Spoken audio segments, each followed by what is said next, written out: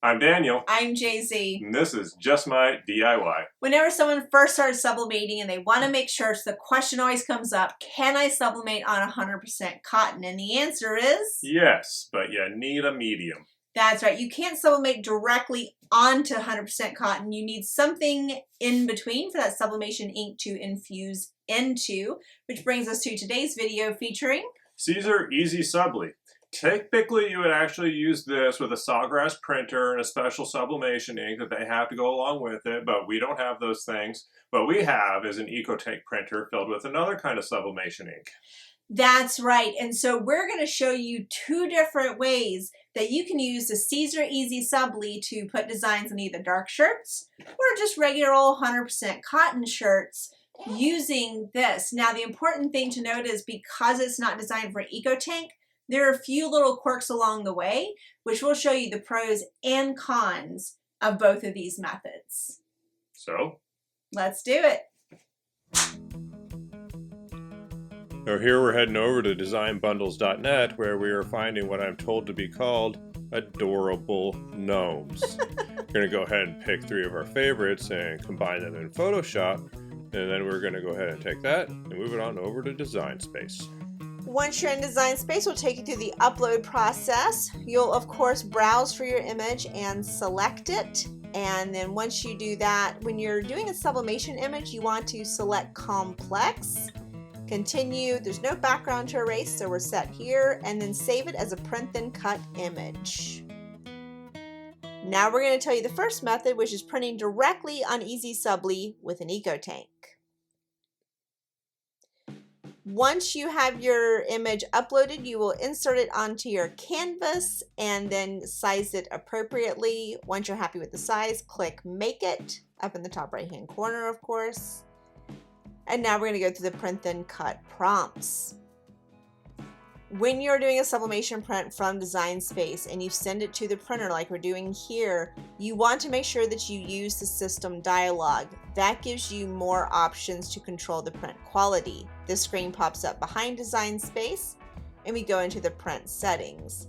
Now we are going to pause here for just a second. We literally tried every single one of these print settings and they all had issues printing on the EasySubli. We're going to show you the one with the least amount of issues, and that would be the Photo Paper Glossy. Glossy puts down less ink, and less ink means less pizza wheels, which was our main problem when we were printing directly on this material. So we select Photo Paper Glossy, and the normal setting, not best quality. Again, less ink is better. And then this here is how we purchased the EasySubli. It's really expensive in the 50 pack, so we just bought it by the sheet. It has a rough side and a glossy side, and you want to print on the rough side. So we're going to open up our little printer cabinet, and you will find an Epson EcoTank 15,000! Woohoo! Equipped with Hippo ink. Yay! We're going to go ahead and put our piece of paper in, send it through. And before you know it, you got 3 gnomes with pizza wheels.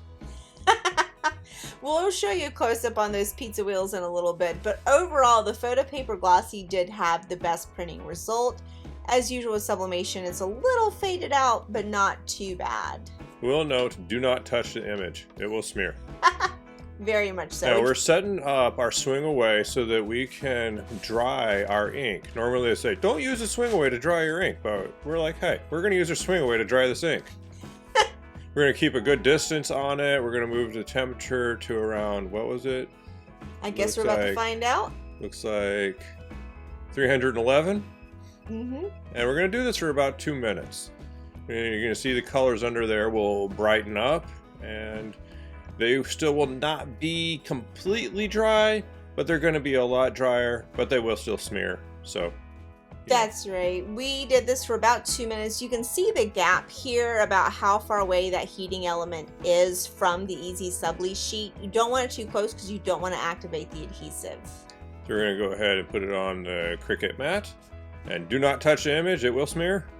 And here's where we'll show you those pizza wheel marks. So you can see them a little bit there. They come out of the dark colors onto the light ones. And we were really curious if these were still going to show up when it actually got pressed onto fabric.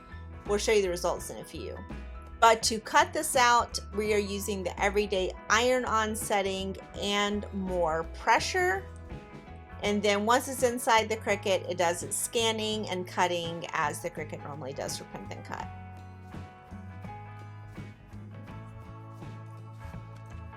Now we're going to go ahead and lose a spare piece of it. The stuff is, as we noted before, costly, so we're saving it as much as we can.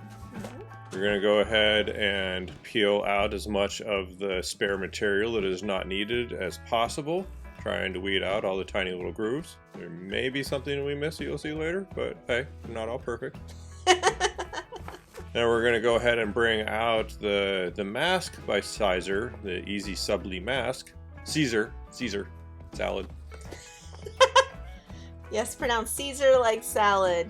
This EasySubli mask we got in the 50 pack, and it's basically a transfer tape that's made for heat presses. So we think it'll be super helpful even if we don't have 50 sheets of EasySubli. We think we'll still use this material. We'll link it down below for you. She's trying to talk right through that little piece of weeding we missed. Okay, so we missed a piece of weeding, but basically we got it on the mask. So here we're going to prep the tiny little shirt for someone's goddaughter. Is that right? Yes, it's for my goddaughter.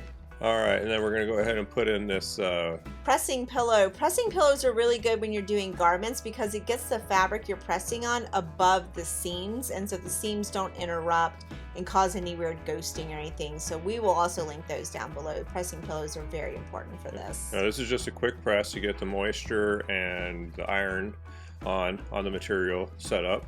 Yep, so get some wrinkles out, moisture out. We're going to put a piece of paper in just in case. We don't know if this stuff bleeds through or not. We don't think it does, but we're just doing it just in case. Center the design. And recenter the design.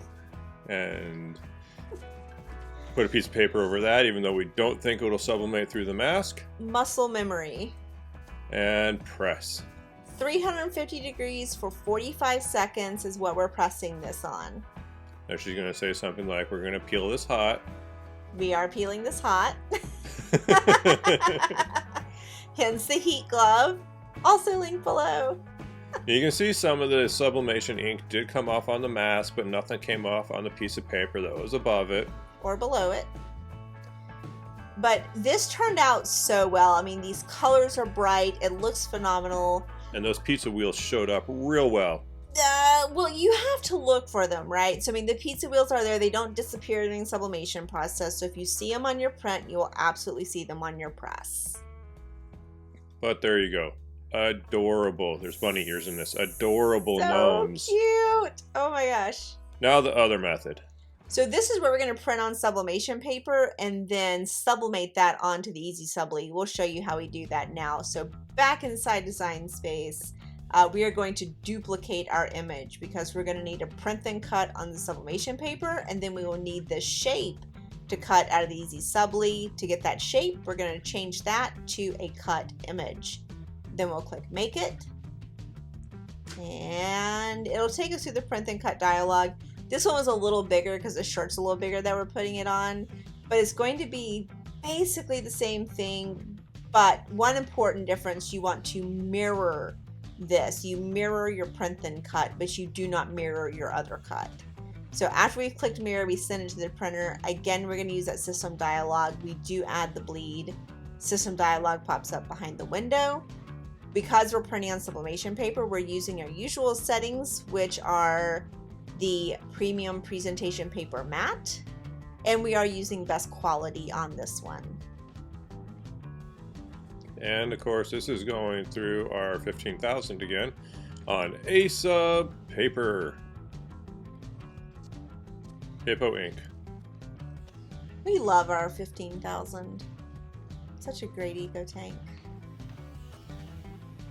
And there it is. Again, this actually came out kind of bright, but this is actually still technically faded because it's sublimation ink and will brighten up. Oh my god, Attack of the Gnomes. Ah.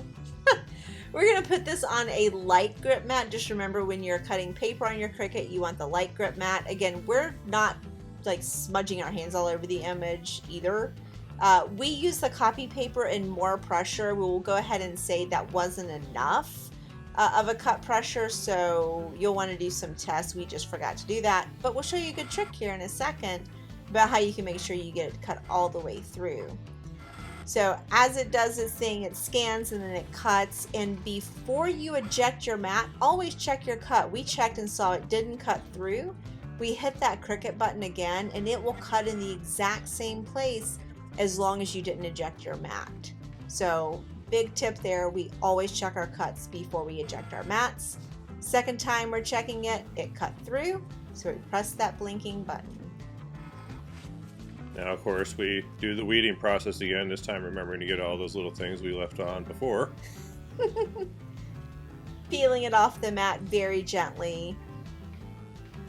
And now we're going to get set up to cut the shape out of the EasySubli. We're back on a regular grip mat. And again, to cut the EasySubli, we found that on our machine, the everyday iron-on with more pressure is a great way to get the kiss cut on the EasySubli. Again, we checked to make sure it went through and through. And then we push the fancy blinking button and pull out the mask. This is one solid piece, so some people would say you don't need the mask, but because it has so many little fuzzy edges on it, we like using the mask for that. That way they don't fold under during the pressing process. It's not too terribly expensive to get the mask. We definitely highly recommend using it even for solid pieces. And using the mask definitely cannot hurt. No. So enter shirt number 2. This is a darker fabric. Normally without the EasySubli, the whites would appear blue. So we're using the EasySubli to make the whites white. That's right, because remember, there is no white ink in a sublimation. So here we are ironing out the moisture and wrinkles and setting our EasySubli into the design spot that we want it to stay. So we're going to press that first, and we are at 310 degrees for about 15 seconds. This does not need very long to adhere. And then we're going to peel it. Hot! Hot, hot, hot. It's getting hot in here. Remember that video? Woo! I do. You kept trying to strip. Y'all should check that one out. Now we're going to set the sublimation paper up so it is close to everything. This means we're going to move the shirt around a little bit, try and get all the points to match up, and then we're going to use a temperature resistant tape in order to tack it down in place. Make sure you put this tape on right, or somehow or another it might sneak underneath an edge and pause the sublimation process. I don't know why you're saying that. And then we put the mask over it to just kind of finish tacking everything in place as we get ready to do the final press. And just know, don't reuse your mask and don't reuse your papers when you're sublimating. You can get ink transfer that you don't want. So that was a new mask and new sublimation paper. So we're finishing this off at 350 degrees for 45 seconds. And we're peeling it. Hot! Hot! Hot! And look at how well that worked out. Now you can see on the blue elbow, Oh, little miss. But hey, that's pretty freaking good. It was. And you can actually see there isn't much difference in the vibrancy between printing directly on the Subli or sublimating it from paper onto the shape. Either way will work. So here we have the two different routes to get Siser EasySubli as an assist to putting designs onto cotton and or darker fabrics. With the first way, where we printed directly onto the Siser EasySubli and then applied that to the shirt, while that was the faster method, we ended up wasting so many sheets trying to get the print settings right, and we still ended up with pizza wheel marks that are noticeable on the shirt. So while this is faster, it's not our preferred way because you're just more likely to waste some of this expensive material. And the second way we went about it, the most difficult thing was trying to align the sublimation paper with the design of the EasySubli that was already on the shirt. When you have something like that mastered, you end up with a great design with great colors and less waste. That's right. Now, so this essentially is just another way to sublimate on top of an HTV, much like when we showed you The glitter HTV Christmas shirt.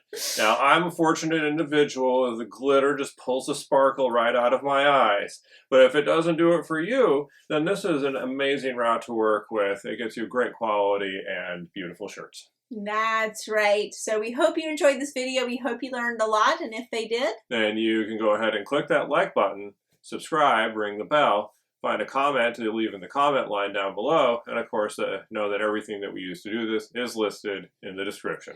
Also in the description are all of our social handles. Please connect with us across platforms, and don't forget to check out our blog, justmightdiy.com. Thanks so much for watching.